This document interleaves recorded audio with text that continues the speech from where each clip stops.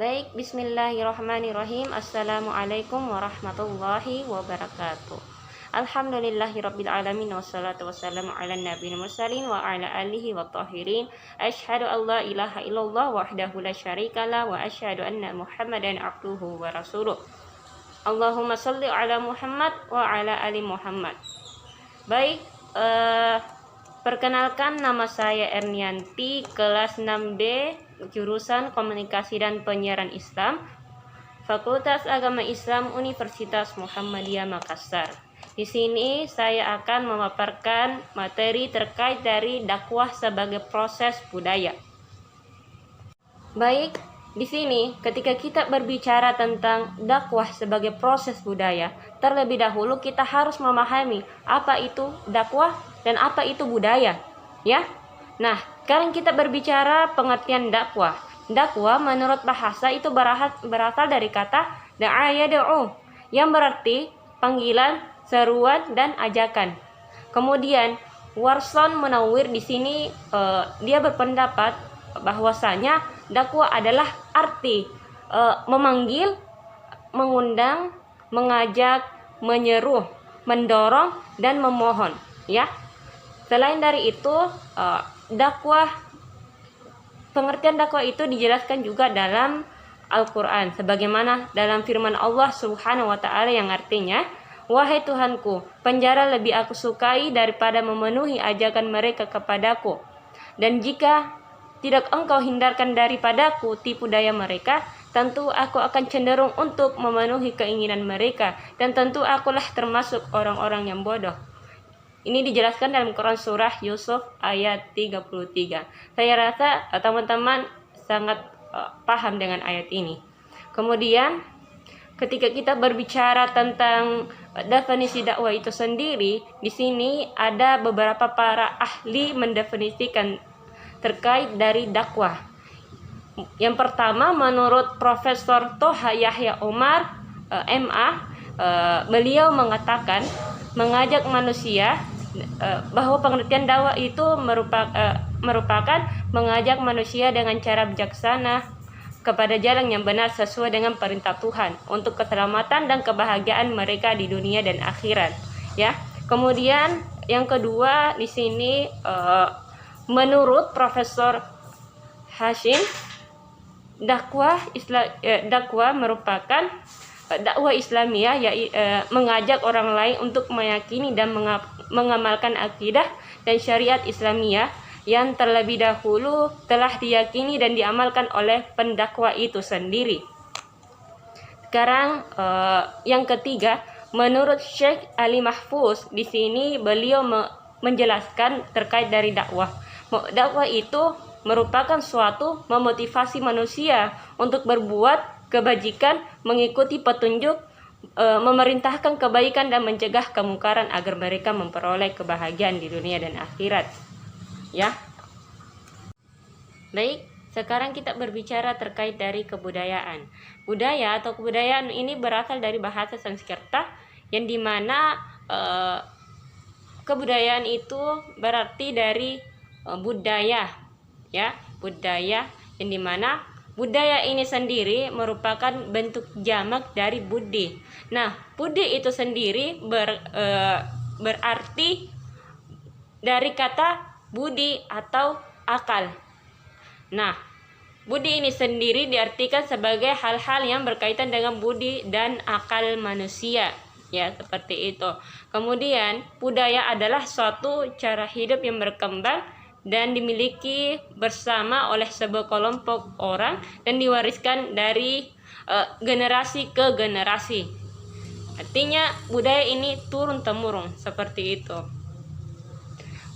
Ketika kita berbicara tentang kebudayaan, sebenarnya banyak sekali di sini para ahli yang mengatakan atau berpendapat terkait dari definisi budaya itu sendiri, ya. Di sini saya akan menyebutkan beberapa pendapat saja, ya, karena kalau kita saya menyebutkan semua pendapat-pendapat terkait dari kebudayaan itu tidak akan ada habisnya. Di sini banyak sekali pandangan-pandangan terkait dari kebudayaan itu sendiri. Baik, menurut Andreas Epping, kebudayaan ini mengandung keseluruhan pengertian nilai sosial, norma sosial, ilmu pengetahuan, serta keseluruhan struktur-struktur sosial, religius, dan lain-lain. Tambah lagi segala pernyataan intelektual, artistik yang menjadi ciri khas suatu masyarakat. Itu menurut dari Andres. Kemudian sini saya juga mengambil pendapat dari Edward Burnett Taylor. Dia berpendapat bahwasanya kebudayaan merupakan keseluruhan yang kompleks yang di dalamnya terkandung pengetahuan, kepercayaan, kesenian, moral, hukum adat istiadat, dan kemampuan lainnya yang didapat seseorang sebagai anggota masyarakat, ya. Kemudian di sini juga ada menurut Selo Marjan, di mana kebudayaan adalah sarana hasil karya rasa dan cipta masyarakat. Silahkan dilihat lagi, bisa dilihat di referensi lainnya terkait dari kebudayaan. Sebenarnya kalau kita berbicara tentang kebudayaan itu definisinya itu panjang sekali karena banyak pendapat-pendapat lainnya, apalagi para ahlinya. Sekarang kita berbicara tentang dakwah sebagai proses budaya.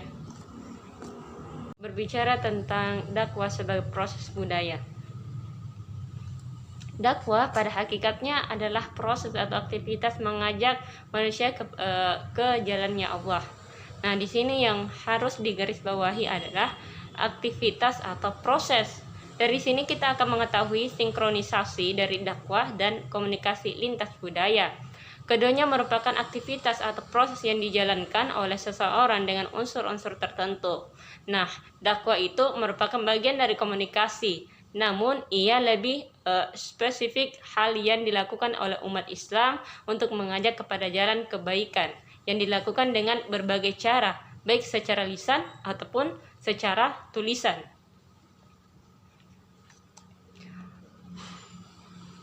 Kemudian berbicara tentang dalam dakwah itu sendiri, unsur dakwah itu meliputi dai, ada mad'u, ada wasilah, ada isi, dan media. Dan dalam komunikasi itu terdapat beberapa unsur yang dimana unsur-unsur itu adalah komunikator, komunikan, pesan, media, dan efek.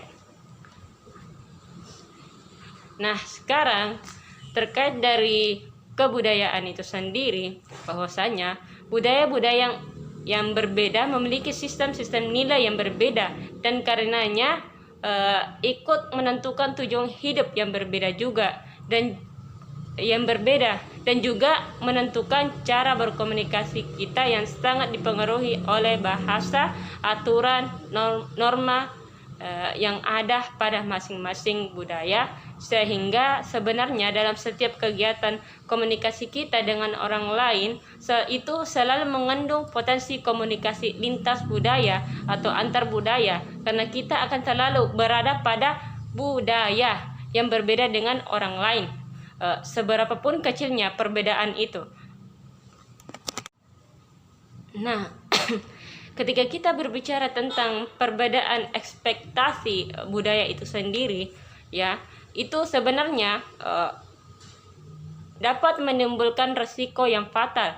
Setidaknya akan menimbulkan komunikasi yang tidak lancar, timbul perasaan tidak nyaman, atau timbul kesalahpahaman. Itu. Kemudian akibat dari kesalahpahaman itu banyak kita temui dari berbagai kejadian yang mengandung etnosentrisme etnosentrisme, ya, dalam wujud konflik-konflik yang berujung pada kerusuhan, pada pertentangan antar etnis seperti itu. Sebenarnya ini banyak sekali yang kita temui, apalagi di suatu daerah, karena perbedaan budaya itu sendiri.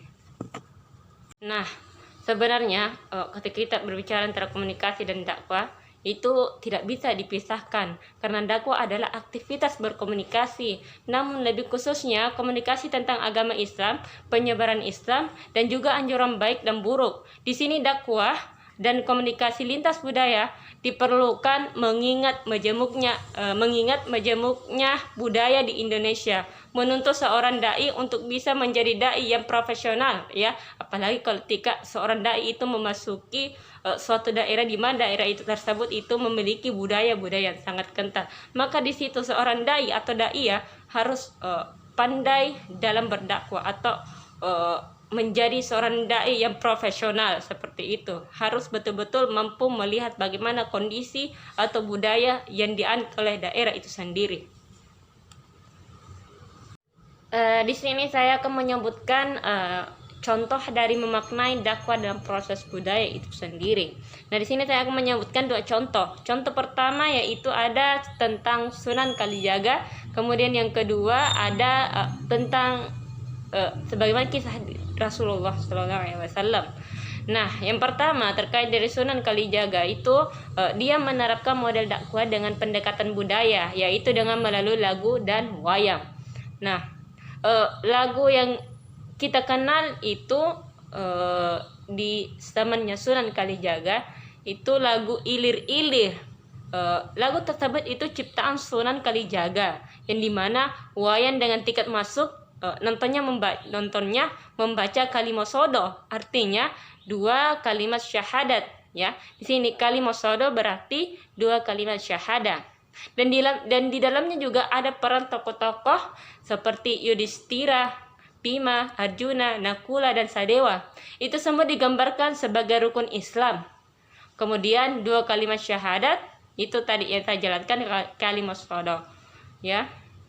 Kemudian Yudhistira sebagai sholat, kemudian Bima sebagai puasa, Arjuna sebagai zakat, dan Nakula sebagai haji, dan ya seperti itu. Artinya dalam Sunan Kalijaga ini lagu dan wayangnya itu sebenarnya ada unsur dakwah di dalamnya.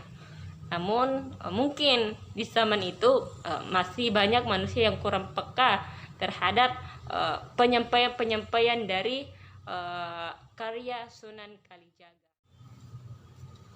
Nah, saya akan menyebutkan contoh kedua terkait ini di zamannya Rasulullah, ya, dimana ketika itu Rasulullah berhadapan setiap pagi dengan nenek-nenek kuta yang selalu berteriak, "Jangan dekati Muhammad, jangan percaya kepada Muhammad." Dan mereka memberikan tuduhan-tuduhan yang tidak baik kepada Rasulullah. Dan pada saat itu Rasulullah ada di hadapan mereka. Tapi dengan santunnya Rasulullah, ya, saat itu Rasulullah menyuapinya setiap pagi dan menyembunyikan identitasnya.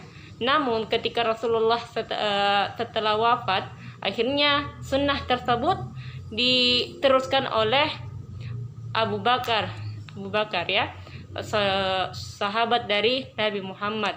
Dan saat itulah si nenek baru tahu dari keterangan dari Abu Bakar, ternyata yang menyuapinya setiap pagi adalah Nabi Muhammad SAW.